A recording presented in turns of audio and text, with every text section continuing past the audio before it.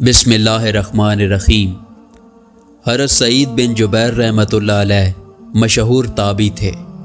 جب حجاج بن یوسف نے انہیں انتہائی بے دردی سے شہید کر دیا تو اس کے تھوڑے عرصے کے بعد وہ ایک خاص قسم کے جنون میں مبتلا ہو گیا۔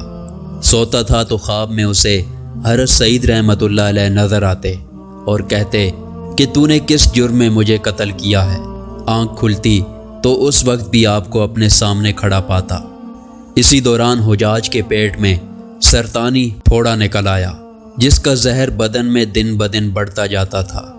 اس مرض کی وجہ سے وہ ایک اور بیماری میں مبتلا ہو گیا جس کا نام زمہریر ہے۔ اس بیماری میں اس کو ایسی سردی محسوس ہوتی کہ دہکتے ہوئے انگاروں کی 1000 انگیٹھیاں بھی اس کے جسم کے قریب لائی جاتی تب بھی اس کو افاقہ نہ ہوتا۔ اس کے جسم سے انگیٹھیوں کو اس قدر قریب کر دیا جاتا کہ اس کی کھال جلنے لگتی مگر اس کی سردی کم نہ ہوتی تھی۔ حکیموں نے جب یہ تجویز کیا کہ اس کے پیٹ میں پھوڑا ہے تو جانچنے کے لیے روٹی کے ٹکڑے کو دھاگے میں باندھ کر حجاج کو نگلوایا۔